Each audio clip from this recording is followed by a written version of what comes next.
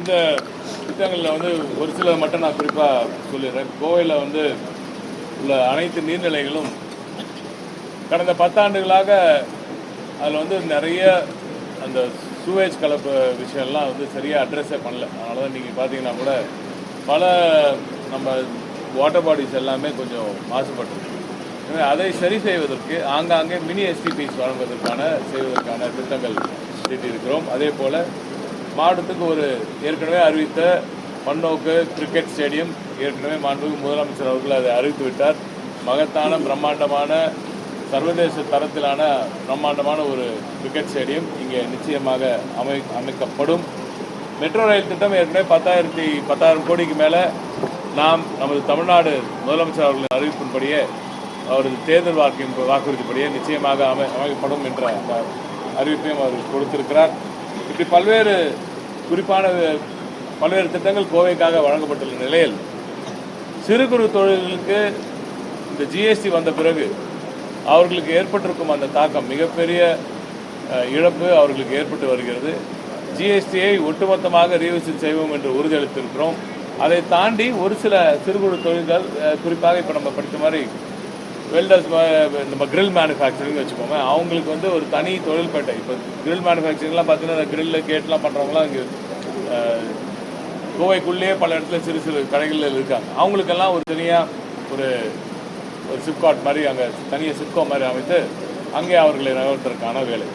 அதே போல் பெருநிறுவனங்கள் விசைத்தறி தொழிலாளர்களுக்கான அறிவிப்புகள். அதே போல் நமது MML மல்டிமோடல் லாஜிஸ்டிக் பார்க் பல பெருநிறுவனங்களுக்கு ஒரு ட்ரை போர்ட், ஒரு லாஜிஸ்டிக்ஸ் பார்க்கிங் இருக்கணுன்ற கோரிக்கை நீண்ட நாட்களாக இருந்து வருகிறது. அதற்கான தேவை வெகு விரைவில் நிச்சயமாக தீர்க்கப்படும். இப்படி பல்வேறு திட்டங்கள் குறிப்பாக நம்ம வெட் கிரைண்டருக்கும் பம்புக்கும் மிகப்பெரிய பேர் போன ஒரு இடம் நமது கோவை. இந்த கோவையில் அவர்களுக்கும் ஒரு மிகப்பெரிய வளர்ச்சி எதிர்காலத்தில் ஜிஎஸ்டியிலிருந்து விடுவி பெற்று அவர்களுக்கும் ஒரு கிளஸ்டர்ஸ்லாம் உருவாக்குவதற்கான திட்டங்களும் இந்த அரசாங்கம் நிச்சயமாக முன்வைக்கும். பல்வேறு திட்டங்கள் கொண்ட இந்த டாக்குமெண்ட்டை ஆன்லைனில் நீங்கள் எல்லோருக்கும் பகிரலாம். குறிப்பாக வேறு ஏதாவது கேள்விகள் இருந்தால் நீங்கள் நேரடியாக போய் பாஜக தேர்தல் அறிக்கை 500 நாட்கள் நிறைவேற்றுவாங்க 3000 நாட்கள் ஆச்சா? அவங்க எவ்வளோ 3000 நாட்களுக்கு மேலே ஆச்சு. 3500 நாட்களுக்கு மேலே ஆயிடுச்சு.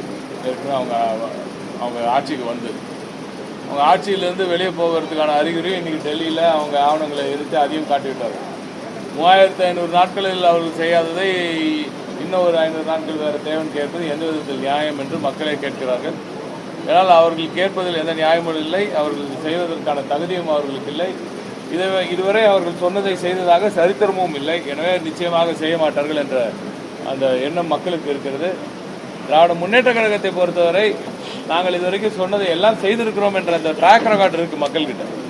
ஏன்னா அதை பார்த்தார்கள் என்றால் யார் மேலே நம்பிக்கை வரும் என்றது மக்கள் முடிவு செய்து கொள்வார்கள்.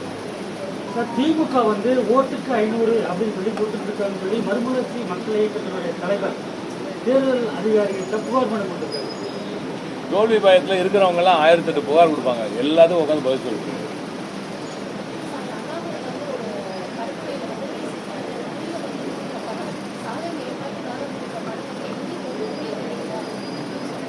ஏங்க அது சொல்றதே ஒரு முட்டாள்தனமா இல்லையா?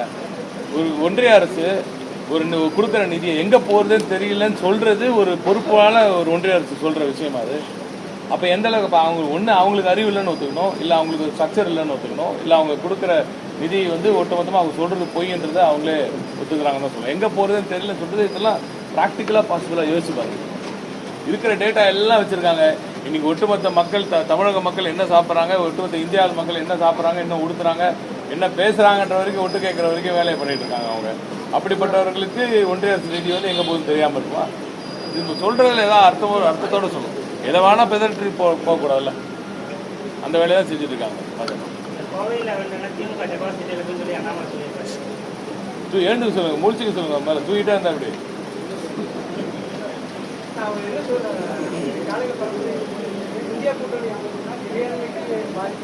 நான் என்ன சொல்கிறேன், எங்களோட போட்டி வந்து அதிமுகவோட இருக்கு. அதிமுகவை ஏன் வந்து மீடியா ஊடகங்கள் இருட்டடிப்பு செய்யுதுன்னு தான் எனக்கு புரியல. அது வந்து பெரிய ஒரு சந்தேகத்தை எழுப்புது.